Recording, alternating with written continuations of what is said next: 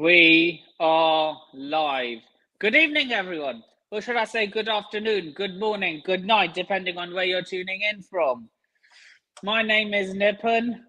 I am joined by Mikes from Jivo Mikes. And this is the pilot episode of my new show, London Tonight, where we will be covering all the football news from all the clubs in London. Unfortunately, there's only 2 out of 6 today. How are you doing, Mike? I'm doing all right, man. It's good to be on the channel for the first time, man. Looking forward to this show, man. Hope you're doing well. All good. Pleasure's all mine. So, been up to much during the international break? Nah, just the same old life stuff, you know. Obviously, we went to the Big Six thing on a weekend. Other than that, I haven't really done much outside the ordinary. Yeah. I was there too. So, yeah. Apart from that, all I'm gonna say is just a little. I wasn't too fussed about the England versus Ireland game until I saw that banner. The Which snakes one? are back. When they said the snakes are back. Oh yeah. Yeah. So the moment I saw that banner, I was like, yeah, they can hold that. Yeah, man. It's a one-way thing. We don't like the English. They don't care about them. They don't at all. The Irish that care more about us. Oh yeah, facts. Like they've been doing it for years as well. Like they had chants as well, like the whole James McLean chant from years ago. Like they've been like they haven't been able to get over the fact that Grealish and Rice have rejected them because of how bad they are in general. So when the fact that they both scored against them was just poetic in itself. Oh my god! Look, I loved it. There was this person, like I was getting in all their mentions. I was winding them all up. It was like, oh, I'm not pissed because they scored. I'm just living off their tears from the final. Yeah. You're pissed. Yeah, if someone says they're not pissed, they're definitely pissed. They are definitely pissed. No, I'm not. Someone told me that. Oh, I'm not rattled. Yeah, you're rattled. The very fact that you have to say I'm not rattled. Yeah, that you're rattled. Facts. So, how do you think West Ham are going to do this season? Like, you started off well. I think in general, it's going to be quite a surprise to many neutrals because I think we made some noise in the transfer window where people like that don't support West Ham looked at us and we were like, okay, they're doing well. They're going to try and get back into Europe this season, and we are going to try and get back into Europe, but I don't think it's going to be. You signed a Champions League finalist in what's his name? Fulkrug. Yeah. I mean, he's a good player. Yeah, we just need to give him the ball. Like this is the thing with like strikers for Germany during the Euros. Yeah, that's the thing with like strikers at West Ham. Like quite a bit of a curse with strikers at West Ham. We just need to give them the service. I think in general this season we're gonna probably finish like 10th or something, but you're gonna see like at the back end of the season that we're looking to. Like we're working a bit better together with the fact that we got used to each other when the players get more integrated within the back end of the season, and then we kick on into next season, and then we'll get into Europe. I think, and we just joy is if we play the way we did against Man City, like consistently play that way throughout the season most of the time, we'll be fine. We'll be fine, but we just need to finish our chances. I just think we're more defensively organised, even though we're playing higher up the pitch, but also. Also as well, like we just need to finish our chances. We're creating chances because we've got the attacking players to create chances, to create the big chances as well with Paquetá, Kudus, and Bowen. Just need to finish them. Sure. Yeah, a bit of a similar story with Chelsea, really. I say we're going to finish 7th, and that's being optimistic. Not really. But I'm look, as a Chelsea supporter, I don't like making too much noise because I only know too well that supporting Chelsea is a roller coaster. So I'm cautiously converting them. keyword there is I'm cautiously optimistic about winning the Conference League. Oh, really? You're not confident winning the Conference League? I mean, like, if being a Chelsea supporter has taught me anything, it's not to be confident in anything. Oh, right. But you guys have had a rich history in the past. What's made you not confident? It's just the recent years of downward spiral. Or... Look, it's not just when Clear Lake bought our club. It's been going. We've been going down a downhill spiral since before Antonio Conte won the league with us. It's just that it was getting covered up because we kept winning stuff. So now that Roman's gone, we're really seeing how far we're actually. You see where I'm coming from, right? Yeah. I see where you're coming from. It's just a matter of uncertainty with your ownership as well, isn't it? Huh? It's just a matter of like. It's just a matter of like uncertainty with your ownership right now, isn't it? Because you're like, it's still quite new and a bit chaotic. Because like the two egos in our board have had a fight, and now both want to buy Clear Lake. Yeah, I saw that. I mean, like, there's how am I supposed to say?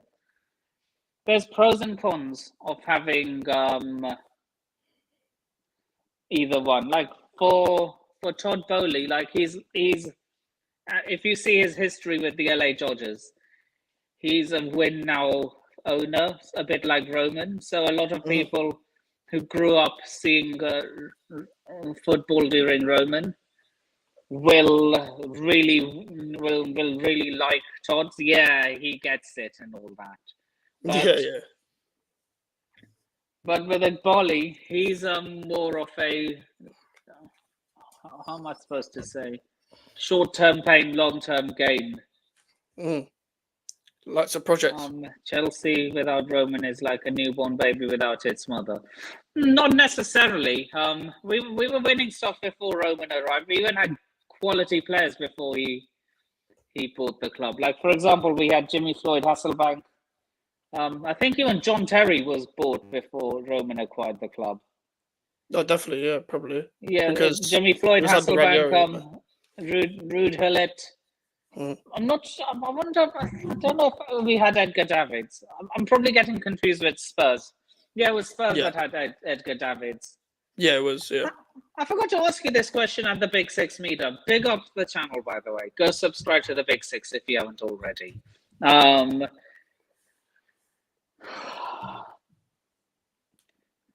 Who do you dislike more? Out of who? Or Tottenham? Out of who? Millwall and Tottenham. Oh, Millwall and Tottenham.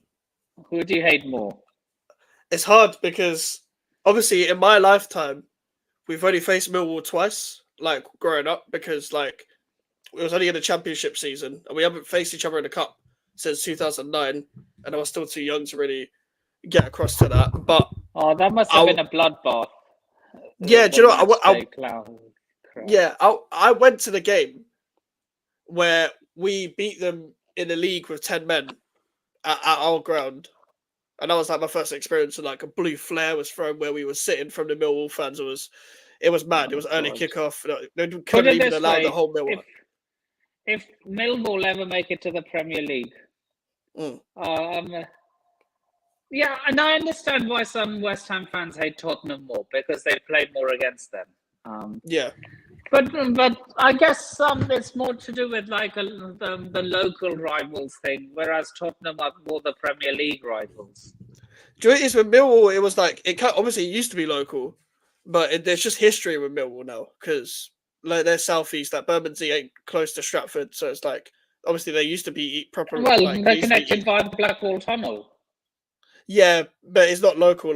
Like it's still a drive even from like Green Street to Bermondsey. It's still quite a drive. It's still a decent drive from Stratford to White Hart Lane. Yeah, it is, but I guess like West Ham, Tottenham's not really anything to do local, as you said. I would say Tottenham right now, Just as I said, because we face them more. I think, and their fans are more arrogant. With Millwall fans, they're kind of easier to deal with as well. So. Well, like by easier to deal with, like having your face smashed in. No, not even like that. It's just like you don't really they can't really say anything to you, like verbally. Yeah, because they'll be physical. They can't say anything because they'll be physical about it. Yeah, I'm keeping my voice down.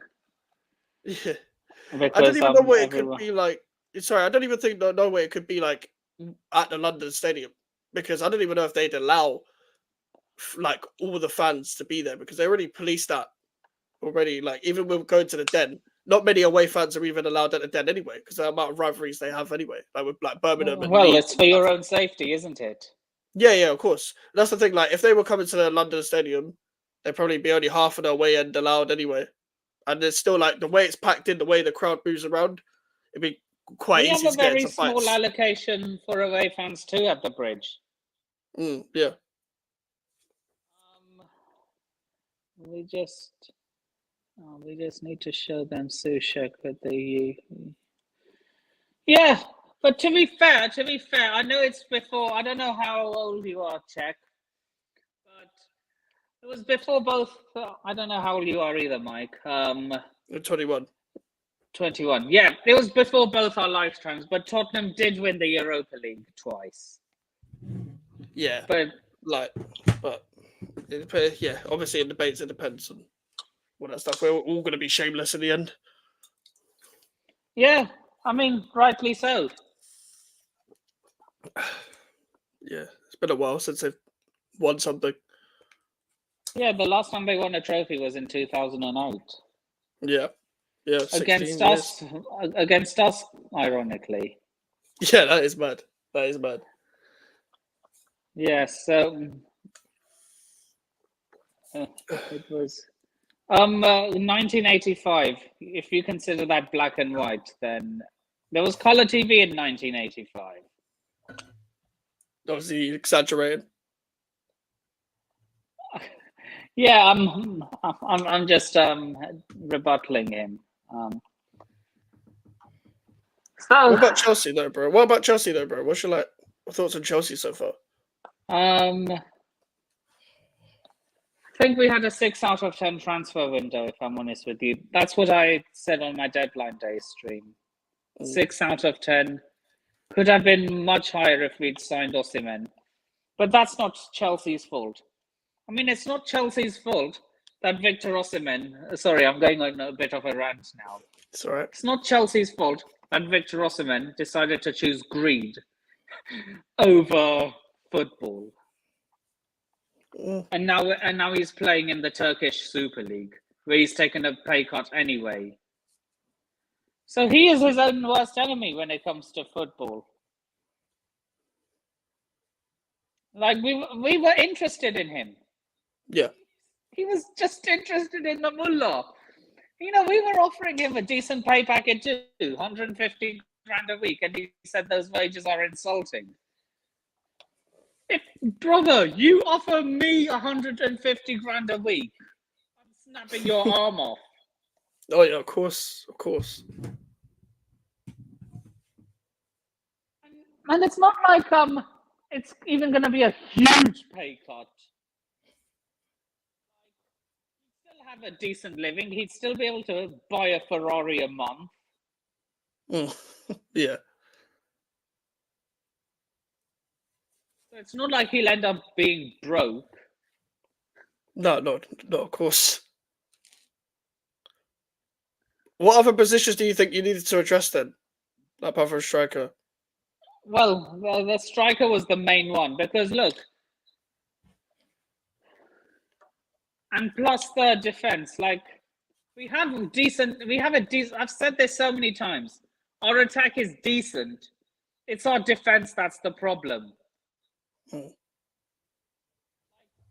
example, Reece James, I always fear whenever he's on the pitch. I'm like, oh my God, is he going to snap a hammy again? Yeah, I understand that.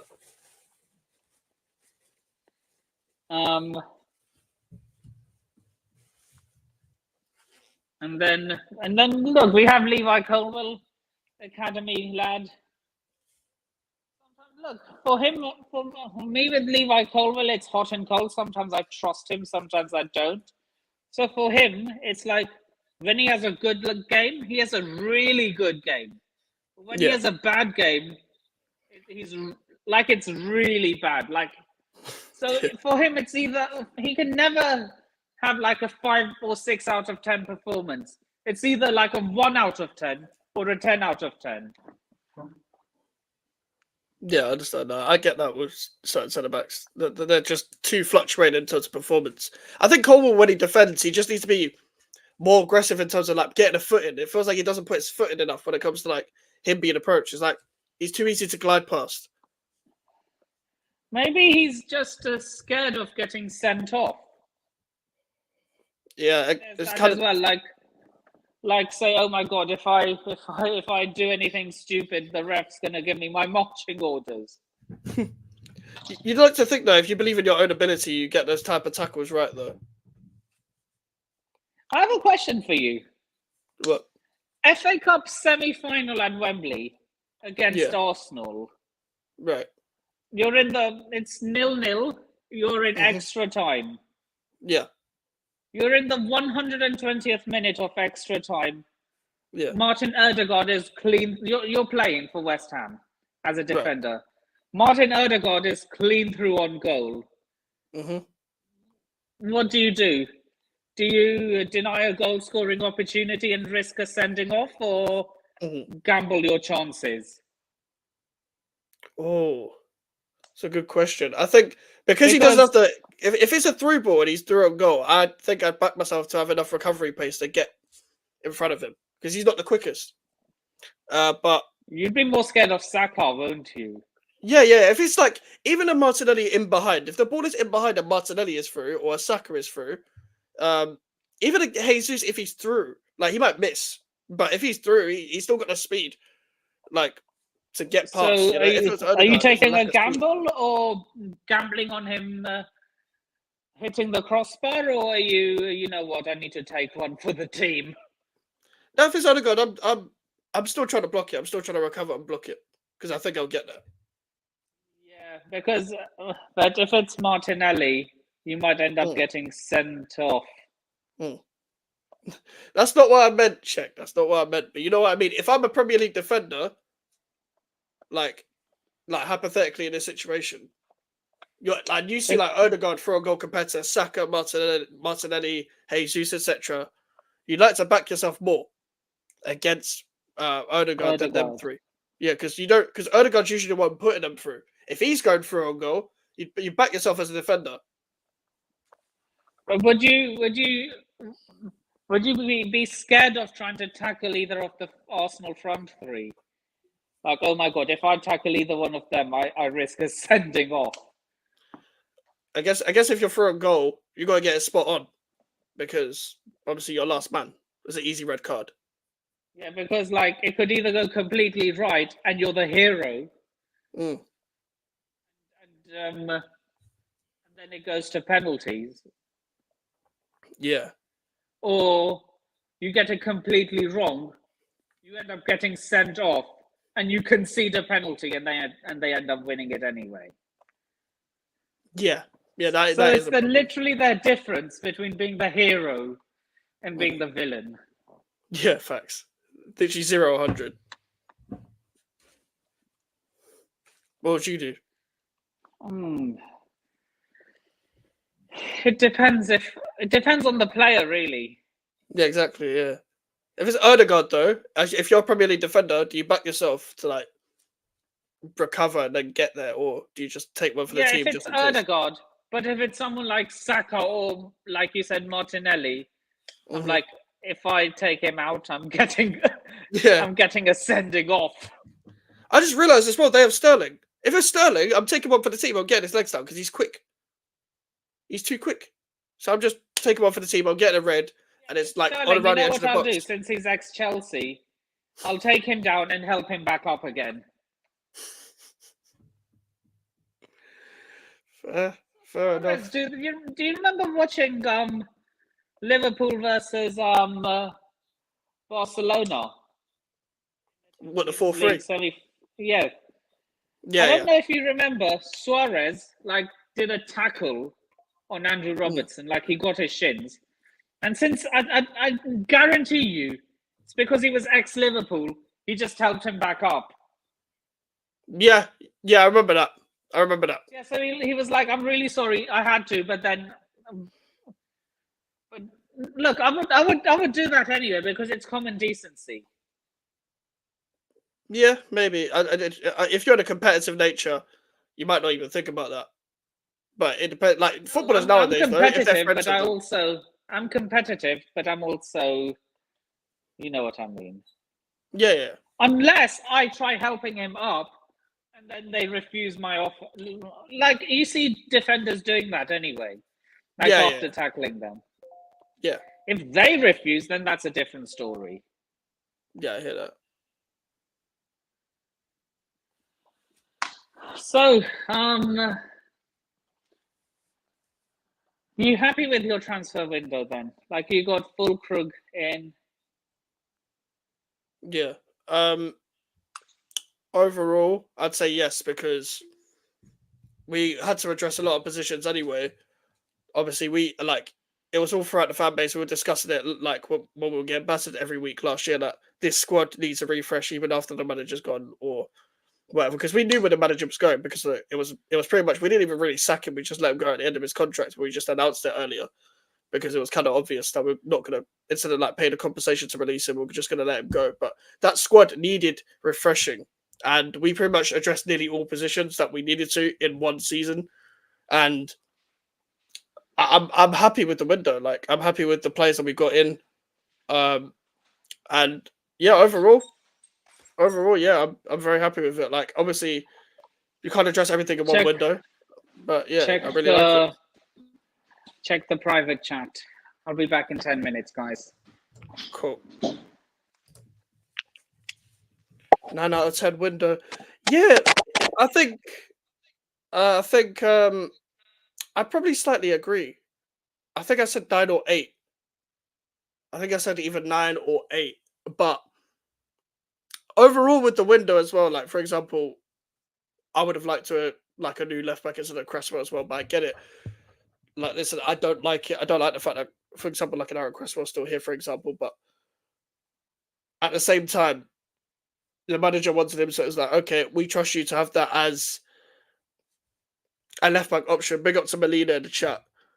Obviously, we needed a right back. Ben Johnson going, Aaron Wan-Bissaka, that's a significant upgrade. Getting Todibo done was probably the most crucial one in the window because obviously that seemed very unrealistic at the time as well. Like, we probably needed about 2 or 3 centre backs just because Ogbonna was already going to go because he was done. Zuma's knees were done. And again, for me, wasn't at the levels that he should have been. I wanted to give Mavropanos a second season, or we'll see how he does for the rest of the season. Obviously, we've only got 3 centre backs technically now. I think we're still trying to sign either a free agent one or include Kane and Casey in the situation. So I don't mind it necessarily. I think if we're including outgoings, I'd still say 9 probably. Like obviously the midfield issue, we've addressed that. Carlos Sola, I think we needed. I think we needed Rodriguez as well. Made a profit off Downs and then got someone on the free with a bit of experience in terms of Rodriguez who started well. We'll see how Carlos Sola does. We needed like a left winger that can cut in with his right foot as well. So Crescencio Somerville cutting in from the left with his right foot. That is a profile of play that we needed as well. And also with the likes of Fulkrug, I know everyone wanted Duran and stuff as well, but I understand why the club didn't want to pay 40 million as we needed to put our money in all different kind of players so we can get a full window, you know what I mean? So if we put too much eggs in the Duran basket, we might not have been able to pay for other players as well. Because the Fulkrug deal is actually cheaper than it's being reported. So I'm fine with that as well. But overall, I'm happy with the window. My prediction is Todibo is going to be our best player this season. Do you know what? He might be up there, because obviously we need to still see him come in. He might transform our defense in terms of the fact that Max Kilman and Todibo, I think if you put them together, they can bounce off each other quite well. Obviously, Kilman started really well as well. Wan-Bissaka started really well. So we just need to let that defense gel. We need to let the whole team gel. But the fact that, for example, let's say Tadimo comes in, he's got some minutes in behind closed doors, friendly within the international break as well. That's 3 new additions within the back four.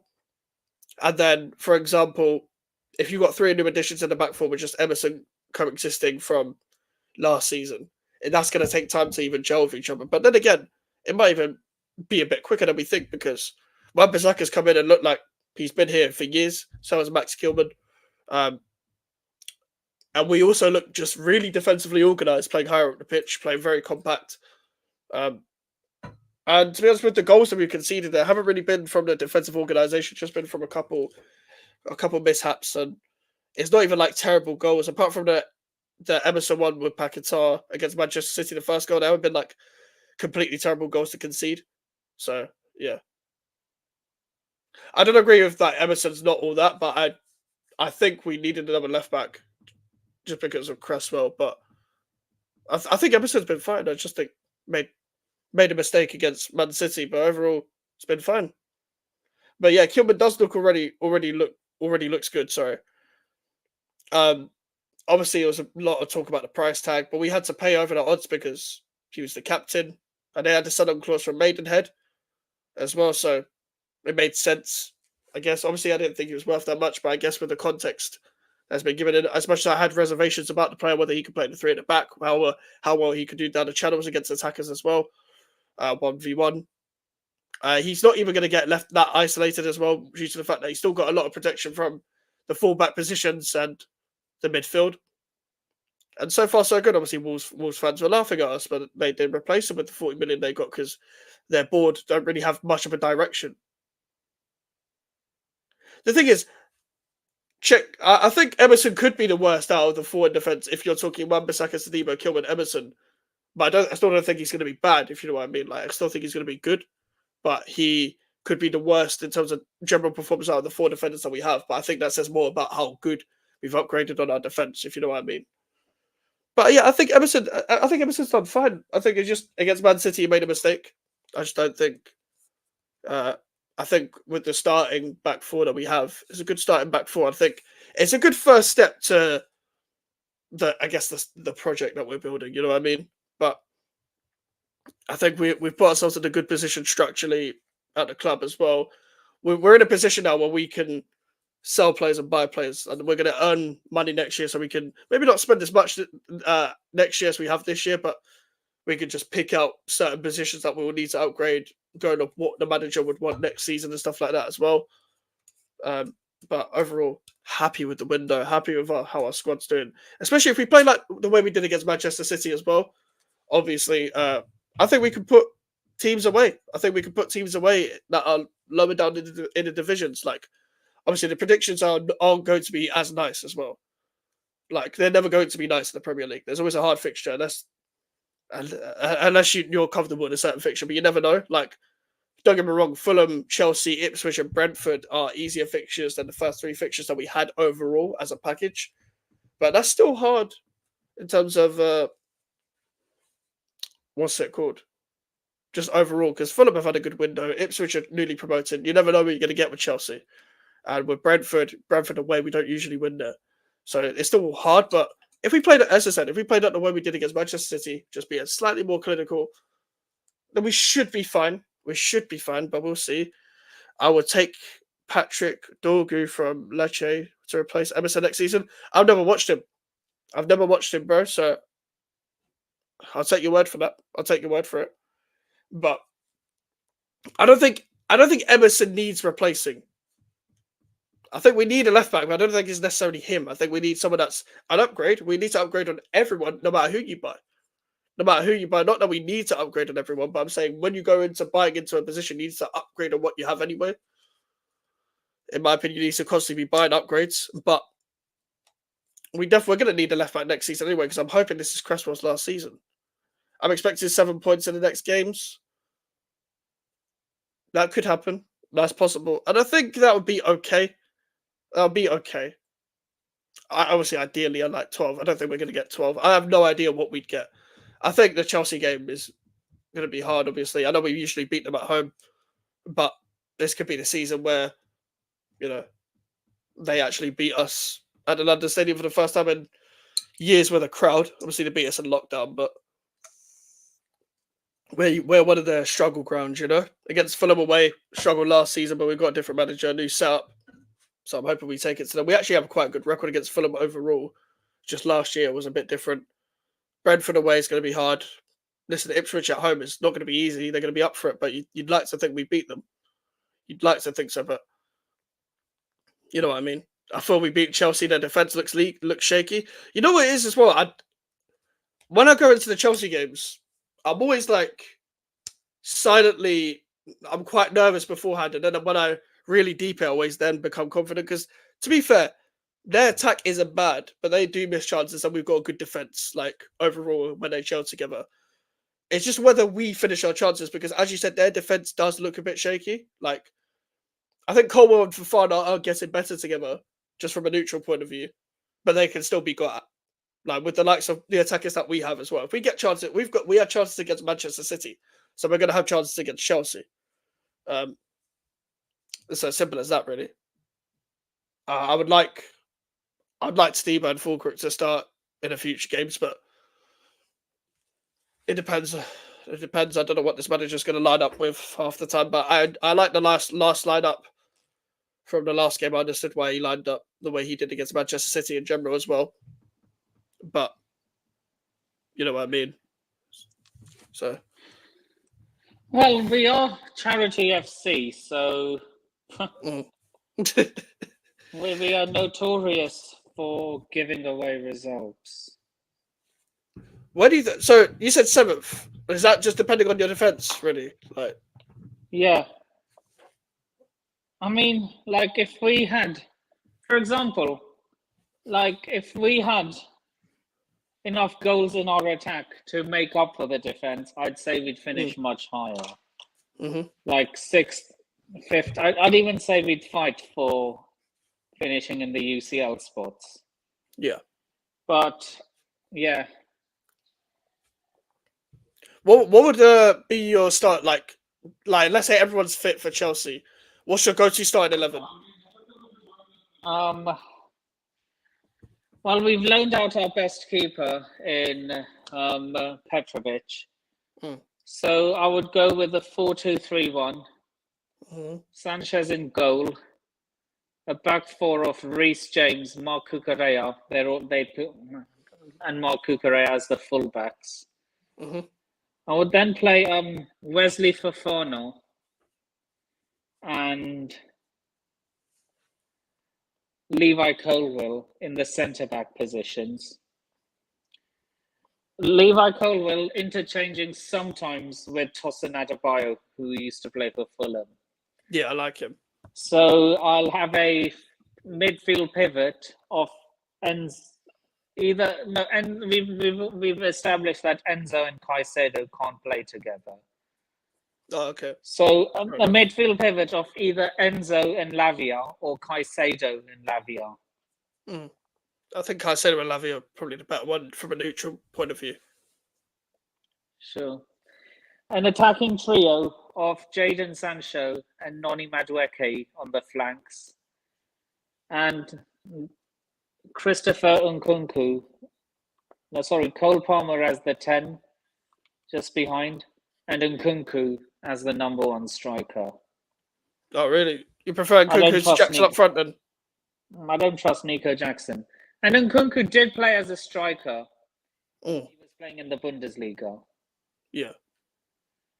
And he was very. I don't know if he was in the Golden Boot race in both his. I don't know how many seasons he was at Leipzig for.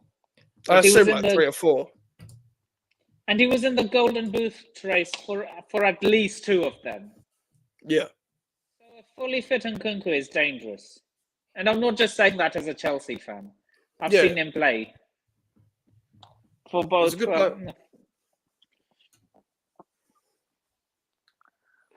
I mean, if he stays fit, would you have taken him at West Ham? What, Nkunku? Yeah, any day of the week, yeah. It's a great player. Would have loved him at West Ham. Don't ever thought it was realistic though. Well, we weren't looking realistic either, to be fair, until we managed to turn Victor Osimhen. But I mean, look, he did want to join us, but he look, he didn't really want to join us. If you really want to join a club, Victor, you would take the pay cut. Do you think it's also his agent trying to get involved, trying to get extra agent fees? Do you reckon he was part of that? Because he kicked out his agency after the whole thing happened, and he did the Galatasaray move through intermediates, or however you say it. So I almost think like his agent, I think his agent stopped him from moving to Chelsea because he wanted more money. So I think because Osimhen needed to get more playing time, he did the Galatasaray move himself. So then Napoli put a new release clause on, and I think Chelsea will still be in a race in the future. So apparently, it came out a few days after the whole saga and transfer window was over that we will be going. It would not surprise me one bit if we went back for him in January. You probably will.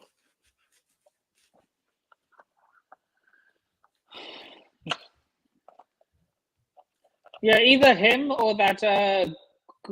I can never pronounce his surname.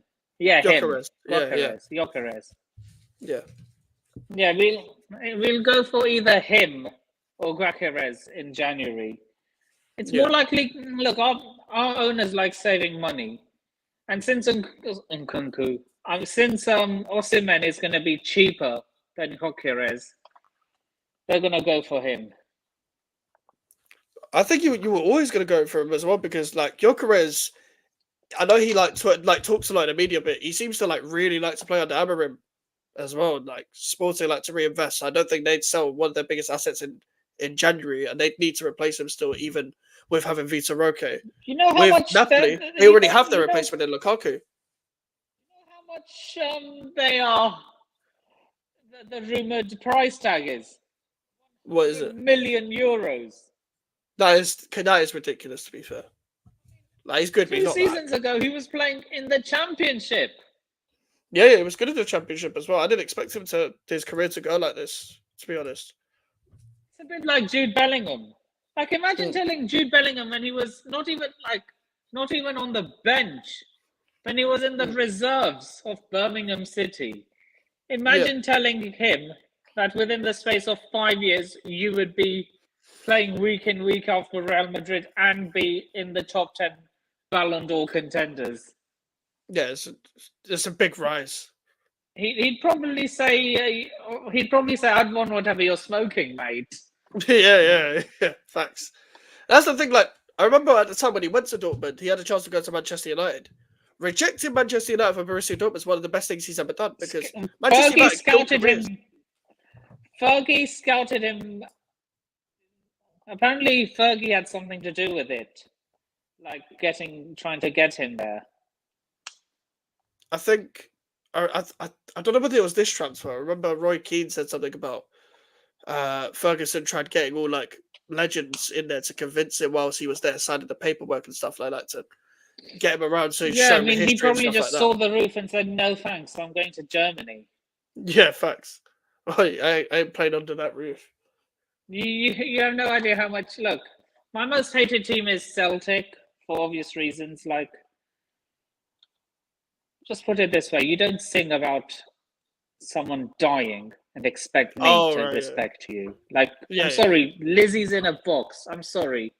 Before, my hate for them used to be they're still not Arsenal. But ever since the death of Her Majesty the Queen, and I saw people singing that, so you've just gone down in my estimations.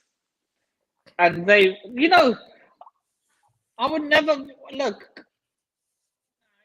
I would not.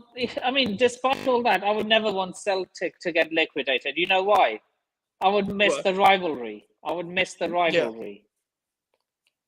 I would no matter how much I hate a club, and I hate Celtic more than anything.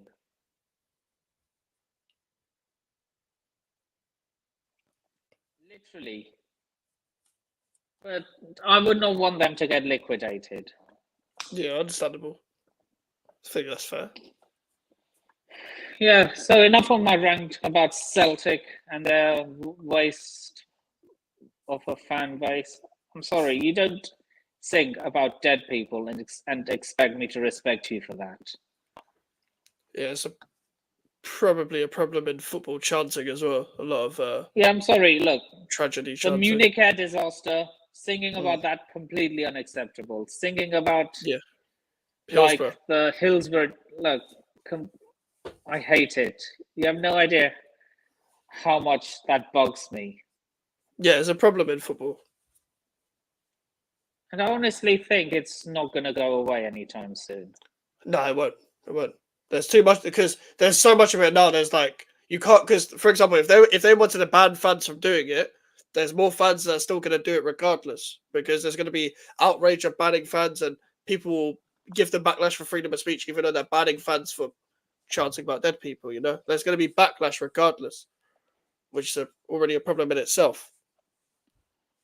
So yeah, free speech. Also, English fans chanting about the German bombers.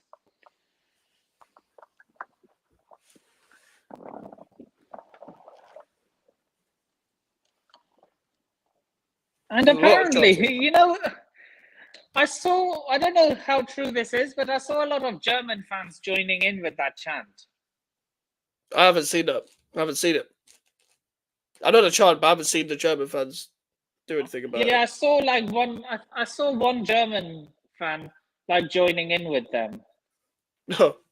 I didn't see that. Which is quite funny if you ask me. So yeah, I think we've talked about Chelsea, we've talked about West Ham. If only there were like I was intending to go live at 11 p.m. But I thought I would be cutting it too short because I have to be asleep by 12:30. So yeah, so I mean, like we're just gonna have to speak among ourselves how we think the other teams are gonna do. Yeah. Arsenal, well, the best out of the four, well, two of the four panelists, both ironically North London teams, not being able to make it, and we all know North London have a history of not quite making it. Look, both Ellie and Manny are really nice guys. It's nothing personal. We just don't like your clubs. Yeah, facts. Facts. Tottenham, I couldn't care less about. Arsenal, their fans. No, worst. They're the worst. They're the worst in the world. Even worse than who do you dislike more, Tottenham or Arsenal? It's hard. Do you know what it is? I dislike the club Tottenham more. I dislike Arsenal fans more than Tottenham's though. Like that's my thing. Like Arsenal fans are so insufferable. You know what it is with West Ham Tottenham?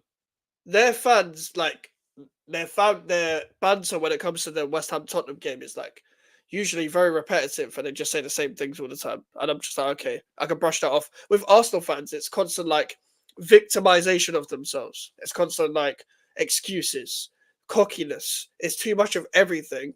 And then they never reach their target no matter what their target is. And then they don't give any responsibility to, you know, what it is. Instead, they're like, okay, we'll do it again next season. Oh, everyone's against us. Oh, Man City charges. Oh, the referees. It's just constant excuses all the time. That's the problem. Look, acknowledge the fact that you're not good. Look, I'm so glad that Mikel Arteta is their manager. Because the longer he is there, the longer they won't win anything. Yeah, facts. He doesn't want to. He doesn't want to. I see so many people say, oh, I'm scared of Arsenal winning the league. I'm scared of winning. Don't worry. Arsenal are winning jack shit under Mikel Arteta. Look, they won. Look, I'm well aware they won an FA Cup against Chelsea, no doubt, under Mikel Arteta. But whose team was it? Unai Emery's. And what did he do to them? He just purged every single one of them. and then massively downgraded on their positions. I'm sorry, you're getting rid of Pierre-Emerick Aubameyang and replacing him with Nketiah Cat. Nketiah Cat. Joy, the problem with them is... And you replace him with Emil Shitshow. Emil Shitshow. Now, these are just nicknames. That's good, man. I haven't heard these before, man. Emil Smith Rowe. Yeah. Of course. Like, do you know what my problem with them is that they never address what they need, and they pretend like they've had a 10 out of 10 window all the time, and then they wonder why they always fall to their target all the time. They didn't get a striker. Because they think, oh, we can rely on Nketiah. Yeah, I can't believe they got 30 million for him. Now he's gone to Crystal Palace. Yeah. He's not even worth 15 million. No, he's not. Far from it. Yeah, and now they've got that Calafiori. Apparently, since he's got long, cool hair and an Alice span, apparently now he's the next Maldini. That's Arsenal fans. Tweets like this make me want to... Mm. You see what I mean? Yeah, I know exactly what you mean. You have no idea. And the way they... Look, they won against us at I think it was at the Emirates or the Bridge, 5-0, I don't know which. And they're still living off that result. Oh, yeah, it was at the Emirates. Yeah, I forgot about that game. And then number 29 dunked on us twice. Yeah, and they just celebrate. Look, celebrate all your moral victories all you want, because that's the only thing you'll be celebrating this season when you inevitably end up winning nothing.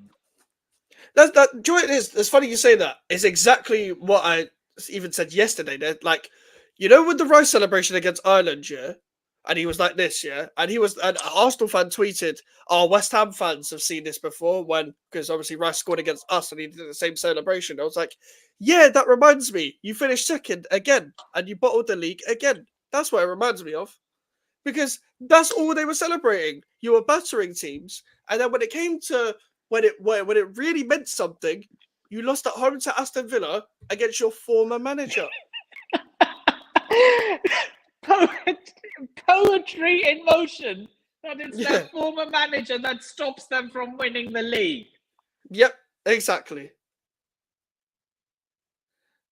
And they were like, oh, we're so close. And we only lost one game in 2024. Well, you should have lost 4 in 2023 in the first half of the season then. Exactly. And I'm so glad. You know how unbearable the noise pollution would have been around my area. Same. At my workplace. There's too many. I have to deal with like, I'm a Man United fan at work, and like I have to deal with 3 Gooners. So and then I'm the only Chelsea fan there. So that's peak, man. Like, there's too many Arsenal fans everywhere. Though, like even in my area, I remember like every time they do something. So one of my colleagues, he basically did this to me. That's 5-0. Yeah. And I said, wait till I get my revenge when you inevitably bottle the league. Yeah. So what I did was, in return, like when they bottled the league, I just happened to have an empty bottle in my hand. I walked past him and I said, here you go. He just gave me the death stare. Yeah, that's typical North London. Yeah, Arsenal fans, I can't stand them, man. Like there are some decent Arsenal fans out there. Like, of course. like for example, some of them always say it as it is. Like, you know, Lee Gunner, Kenny Ken, Jez, Northside. Look, they always say it as it is. Hmm. But they're rare. But they're rare. Yeah, they are. They are rare. Oh my days, Nippon! I'm surprised. What are you surprised about?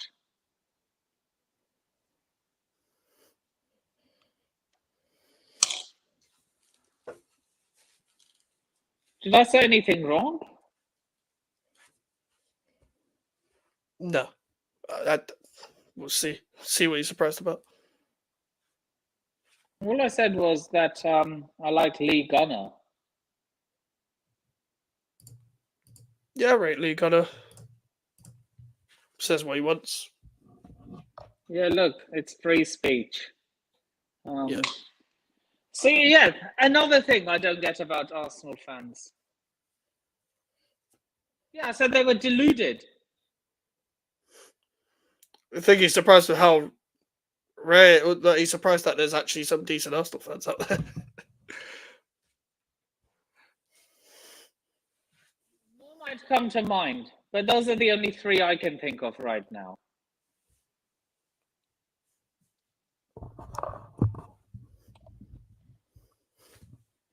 What you reckon of the North London derby then? This weekend. God, come on, you Spurs! I never thought I'd say this on my channel. Look, I can't stand. I can't stand Tottenham, but I hate Arsenal with every fibre of my being. Oh. Yeah, I just want someone to lose. I don't care who wins. I just want someone to lose because I just want to laugh at someone. I want to laugh at Arsenal. Couldn't care less if Tottenham lose. But I just want to laugh at Arsenal. I just don't want it to be a draw, just because I know I can't laugh at anyone. Because I just want someone to lose. It's just funnier that way. No, I'd rather Arsenal. Look, I hate Arsenal, so naturally, I couldn't care less about Tottenham. Fair so enough. I wouldn't care if they win or lose. I just hope Arsenal lose.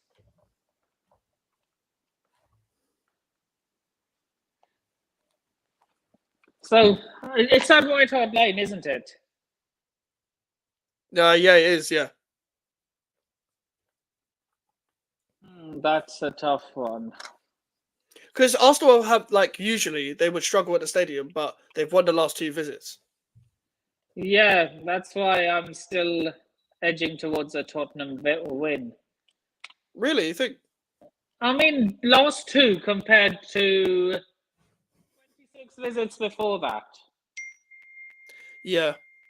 But the last time Tottenham won there, won against Arsenal in general, was that game where they were battling for top 4, and then Tottenham pretty much confirmed it. That was the last game that Tottenham won against Arsenal. Yeah. So it's been a long time.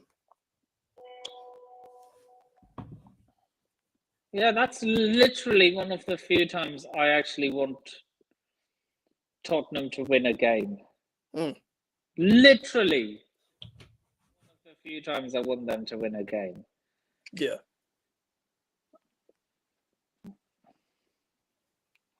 The other times is Man United. Otherwise, I couldn't care less if they win or draw or lose. Fair enough. So long as Chelsea do well, that's all I'm happy about. Yeah, understandable.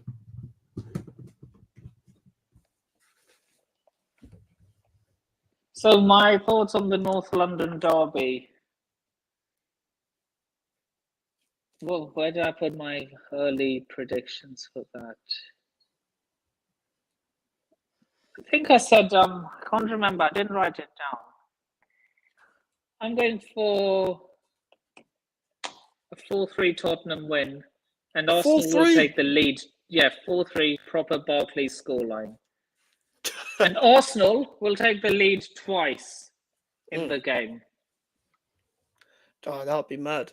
Oh, that would be a classic game as always. Someone, I don't know who, someone is going to score a screamer from outside the box. Maybe Maddison. He's the most capable in that team. Yeah, Maddison for Tottenham. For Arsenal, it'll be someone like Erdegaard or... Yeah. Heck, I'd even bank on Saka scoring a screamer. Yeah.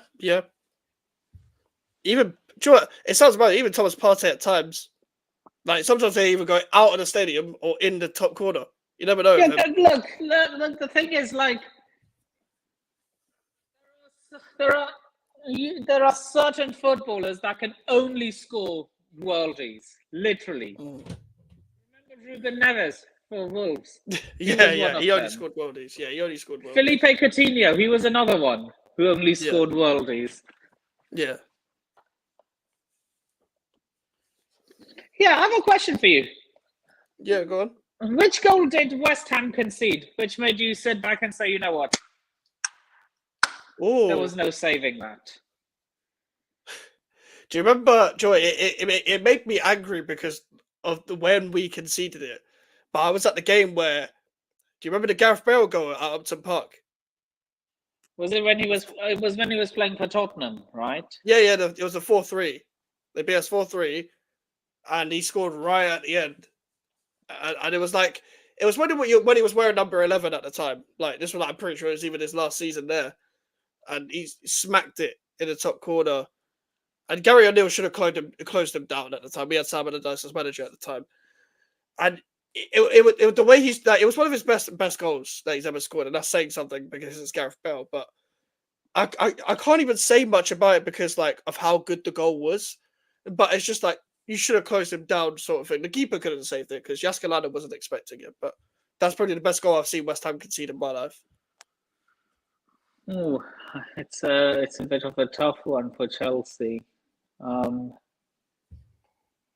gonna have to say when Benzema scored at the Bridge. Was that a couple of years ago? When we had Thomas Tuchel as the manager. Oh, I know which goal you're talking about.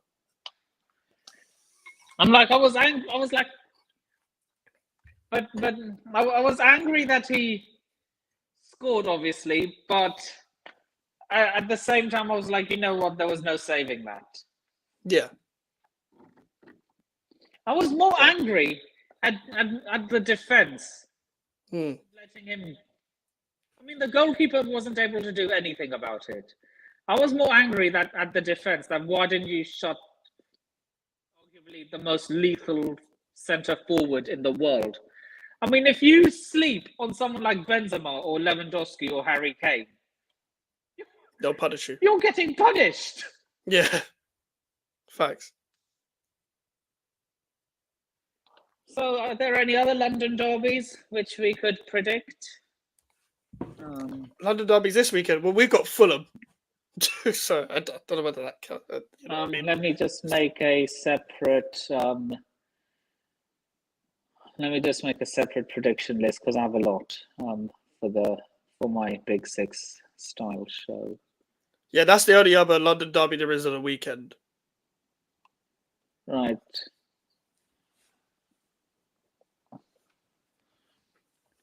So, and London tonight predictions.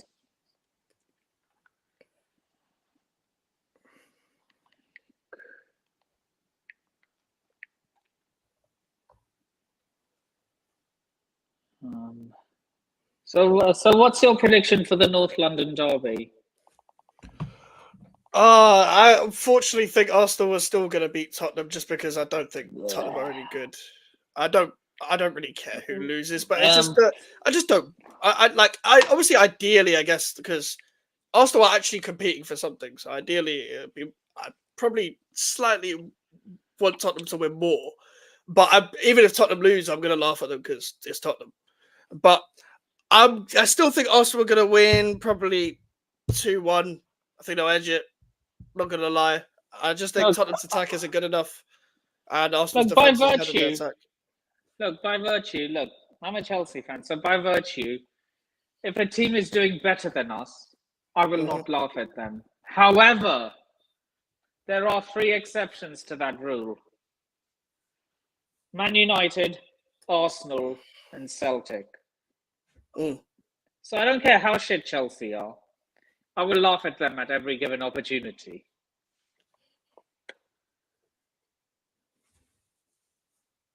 Yeah, that's fair. Like, I just laugh at teams I don't like. So That's literally me. yeah, So, what was your NLD prediction? Arsenal. 2-1 Arsenal.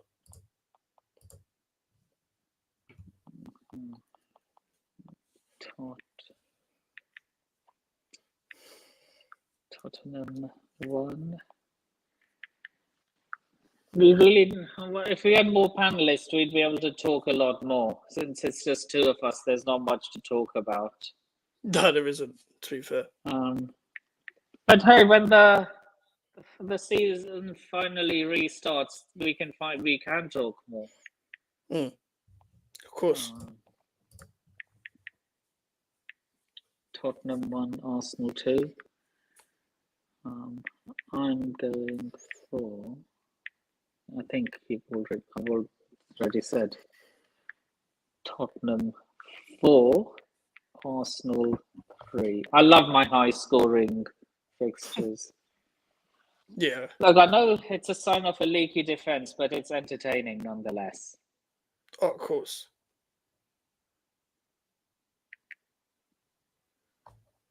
So,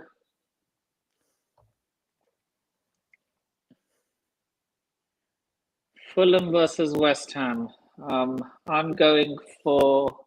Wait, you go first since you're a West Ham fan. So tough to call, but because I don't think we concede that many, I think we squeeze over the line. I reckon a good 1-0 to the Cockney boys. 1-0 West Ham.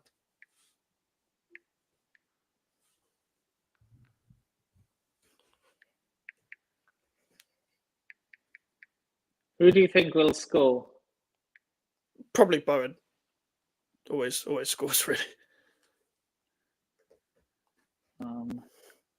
I'm going 2-1 West Ham. Nice. Fulkrug and Bowen, the goal scorers. Yeah, I hope Fulkrug starts. He scored it again. He scored for Germany the other day as well. So hopefully he takes that confidence into the league games. Hopefully. Let's see. So, Brentford versus Man City. I remember making the prediction, and it's at the Etihad.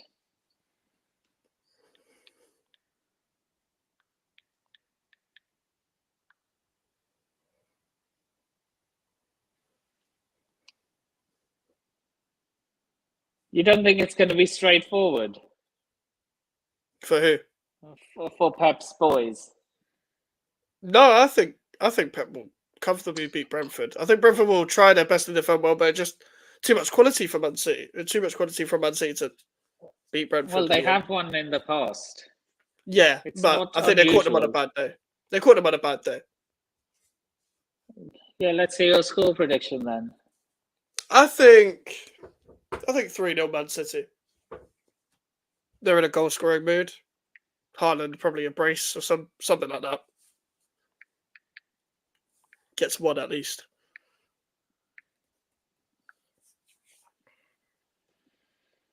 Oh, I'm going to go for the first upset of the stream. I'm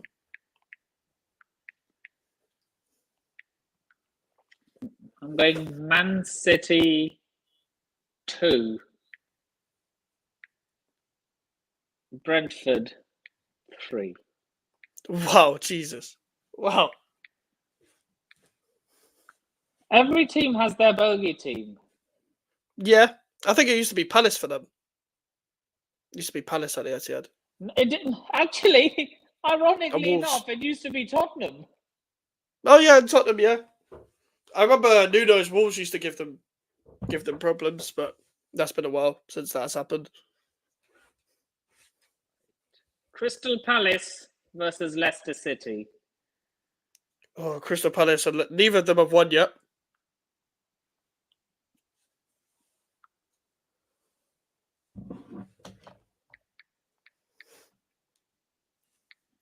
Is it at Selhurst Park or the King Power? Selhurst. Palace. So, what are we saying? I'd probably go 1-1 because Palace don't score many, and Leicester. And you never know. I don't think Leicester will struggle. I think Leicester will struggle this season, but Palace haven't won yet, and I don't think it'll be that easy. Even though Palace do have more quality on the pitch, so I'd go 1-1 still.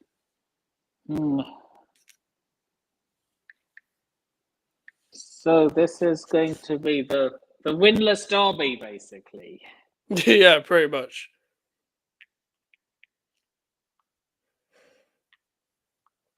I'm going for a Desmond.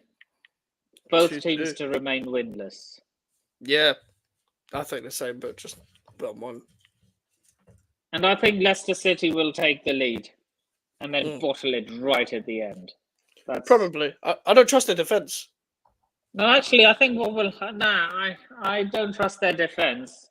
But I think what will happen is... Like... I actually think Leicester City will get a third goal. But then it gets VAR'd for offside. I think that's what will happen. Yeah, wouldn't be right surprised. At the end. I wouldn't be surprised.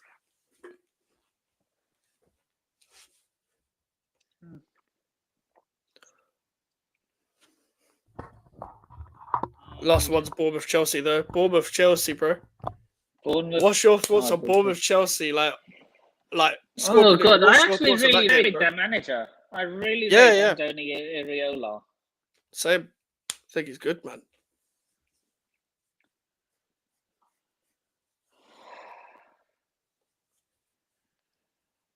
Since it's so early, my prediction will probably change nearer to the time. Yeah. That's fine. Right now, I'm going for a 1-1 draw. I actually agree. I actually agree with 1-1. Like, I think it'll be tough.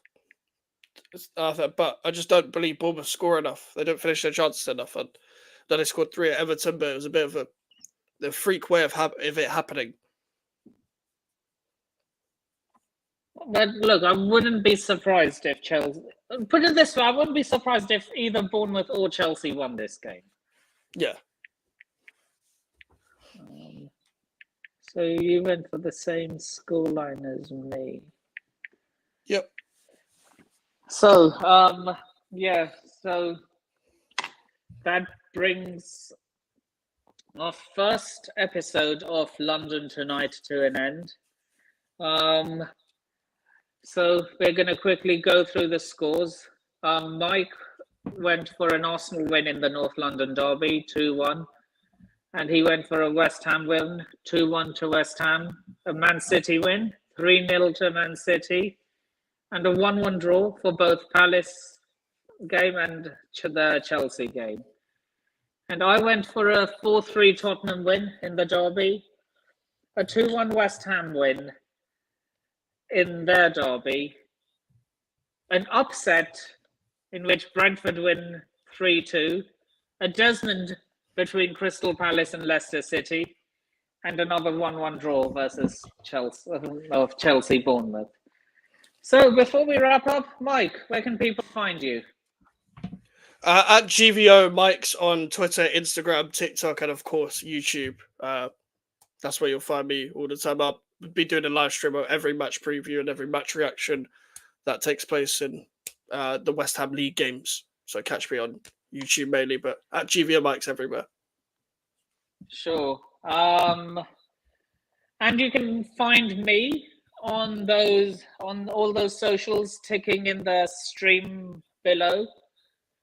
You can also find me as a semi-regular caller on Football Carnage TV, ran by the Big Six's very own Grizz Khan. And you can find me as a cameoist on Worldwide Chels. Big up Sadiq. Go subscribe to his channel if you haven't already. And big up to Grizz Khan and the Big Six. It was really nice meeting you all for the first time. And with that being said, I shall see you all in the next video. Laters.